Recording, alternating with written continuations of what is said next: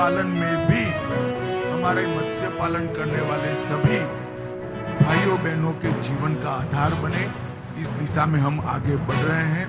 2014-15 में भारत का कुल मत्स्य संपदा का उत्पादन 102 लाख टन था, आज बढ़कर 195 लाख टन तक पहुंचा।